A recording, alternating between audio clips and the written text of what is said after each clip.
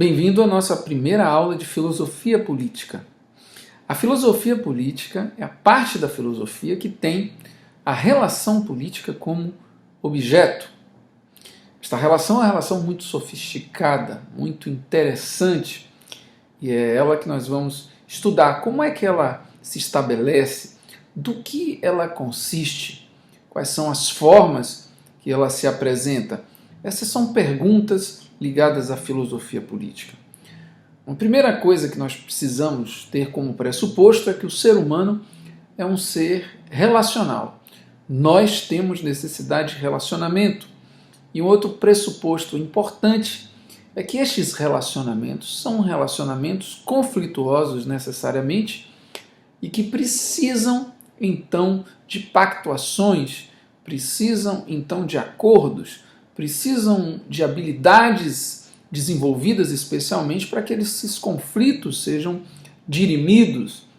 Então, partindo desses dois pressupostos, tanto que nós somos seres relacionais, mas que paradoxalmente essas relações se apresentam de forma muito conflituosa, elas então são o objeto da nossa análise, da nossa percepção dentro da filosofia política. Vamos começar pensando nas maneiras que nós nos relacionamos. Já disse a vocês que nós somos seres relacionais. Lembra do filme Náufrago, em que o Tom Hanks, ele representando o náufrago ali, esta grande obra de Hollywood, ele então se encontra numa ilha deserta, perdido totalmente, e tem que aprender a sobreviver. E uma das coisas que acontece num dado momento é que ele, para não enlouquecer, resolve pegar uma bola de vôlei, colocar alguns galhos e chamar aquilo de um amigo, e dar o nome desse amigo Wilson. Naquele momento se estabelece claramente a necessidade intrínseca, a necessidade íntima que nós seres humanos temos de nos relacionar com alguém. Obviamente que aquela relação é estabelecida de forma unilateral. Tom Hanks faz perguntas, ali como náufrago, e recebe de Wilson respostas que estão na sua cabeça, respostas que seriam na verdade, uma grande reflexão. E este é o primeiro modelo de relacionamento humano. O primeiro tipo de relacionamento humano é o relacionamento reflexivo.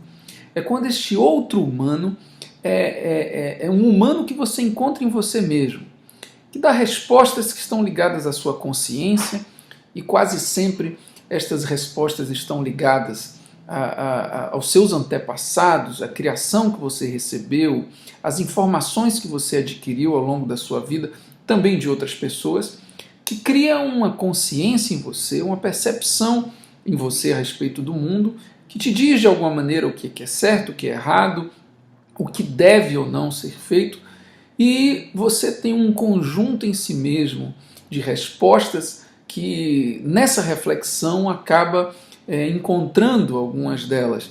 Este modelo de relação é a relação humana consigo mesmo, a primeira necessidade humana que o ser humano tem, que a pessoa tem de se relacionar consigo mesmo. Mas nós não somos só seres relacionais unilaterais, nós somos seres relacionais também bilaterais. Nós precisamos de outros seres humanos para nos relacionar. Foi isso que moveu o náufrago naquela situação, criar uma arte, criar alguma coisa que ele pudesse imaginar que fosse outra pessoa, apesar dessa relação ser reflexiva.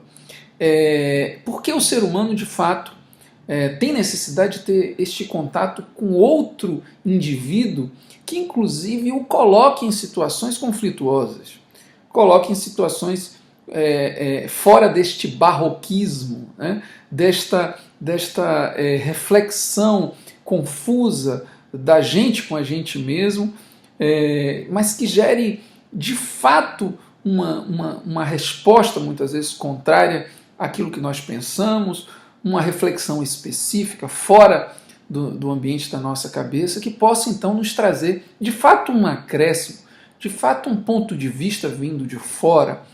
E essa pessoa, então, é uma necessidade. Nós precisamos de relações que se estabelecem de diversas maneiras.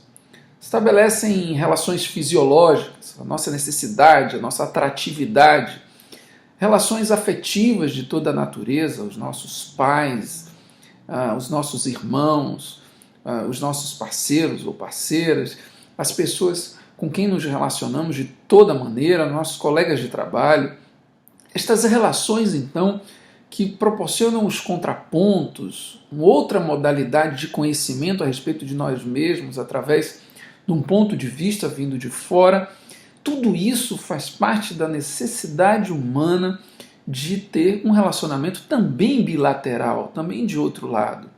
Esta é uma forma de relacionamento humano e que tem seus conflitos, tem as suas dificuldades e tem também uma necessidade de uma intermediação, de um modelo de relação para que estes conflitos sejam dirimidos.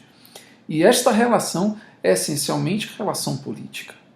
A relação política, ela primeiro se caracteriza, desde as relações mais fundamentais, por trazer soluções, acordos, como vimos, a estes conflitos. E estes conflitos podem ser o conflito entre uma mulher e um marido, entre um pai e um filho, entre um colega de trabalho e outro, entre um trabalhador e seu chefe, entre uma pessoa pública e uma pessoa do âmbito privado, que tem interesses diferentes, que tem perspectivas diferentes, vontades íntimas diferentes, mas que, ao conviver em sociedade, precisam entrar em acordo através de alguns pressupostos. E a relação política ela serve para dirimir exatamente estes conflitos que vêm da necessidade essencial humana, muitas vezes, de espaço, de reconhecimento, de ser ouvida, né? Tudo isso são coisas da natureza humana que permeiam as relações bilaterais e que precisam, então, de um modelo de relação sofisticado para que estes conflitos sejam dirimidos. Mas não só as relações afetivas que geram problemas, geram conflitos e têm necessidade da relação política, mas também a relação econômica, não é verdade? Nós, na relação econômica, que inicialmente na nossa sociedade começa com relações de trocas de excedentes, essas relações são relações que têm seus interesses, sempre alguém quer ganhar com esta relação e outro pode perder, e de que maneira esta relação precisa ser boa para ambos os lados, e de que maneira esta relação é justa, é interessante, é ética, de que a partir de quais parâmetros nós vamos partir para estabelecer essa relação de uma forma que seja saudável, que seja boa, que seja mantida para que haja outros negócios. Então, esta relação que começa muito primitivamente com relações de trocas de excedentes, ganha a monetização, né? A via monetária através de moedas, depois de cédulas, e hoje ganha a virtualidade dos bitcoins, das aplicações em ações e rendimentos e todo o aparato que nós chamamos de mercado financeiro.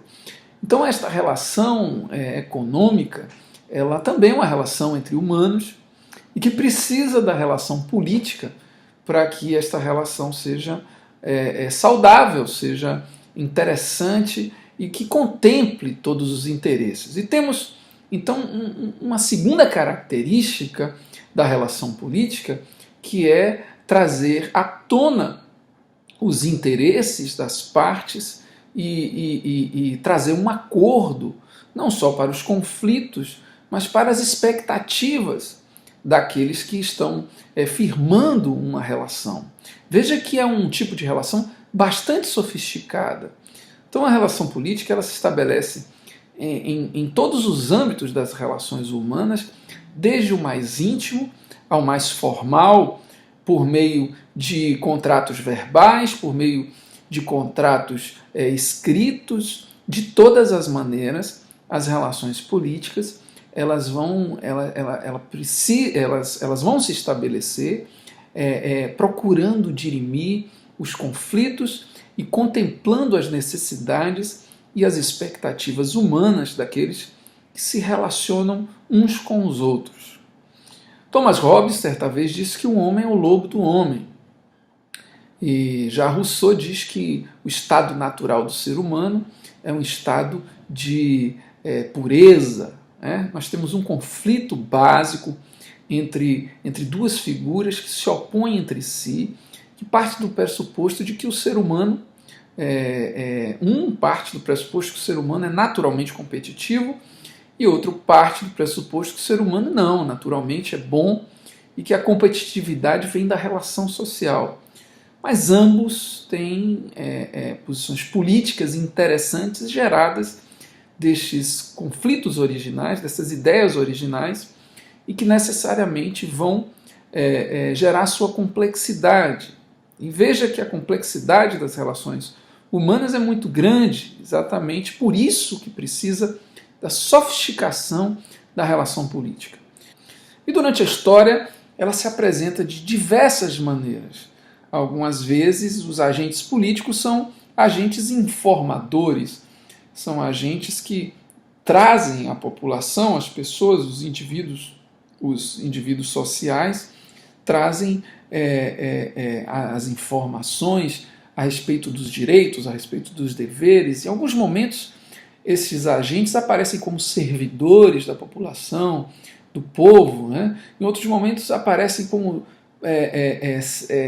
agentes da ética, que querem trazer os valores, querem trazer a perspectiva moral da sociedade. Em alguns momentos, estas figuras vão representar os diferentes interesses específicos da sociedade do ponto de vista legislativo, trazendo regras, trazendo modelos de gerenciamento social a partir de leis, a partir de propostas legais que serão então os abalizadores do processo de condução social.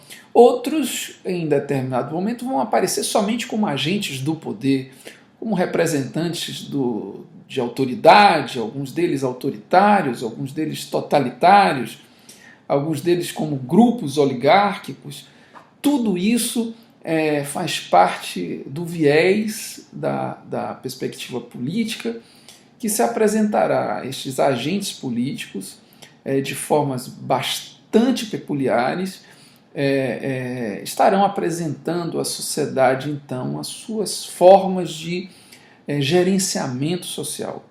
E este gerenciamento social é que nós chamamos de governo, é que chamamos de poder, e basicamente estes agentes terão formas discursivas, comportamentos muito sofisticados e inteligentes a apresentar a esta sociedade. E tudo isso é base de sustentação disto que nós chamamos a matéria filosofia política. Então, sabendo aí da importância de tudo isso, eu convido você a nós continuarmos na próxima aula.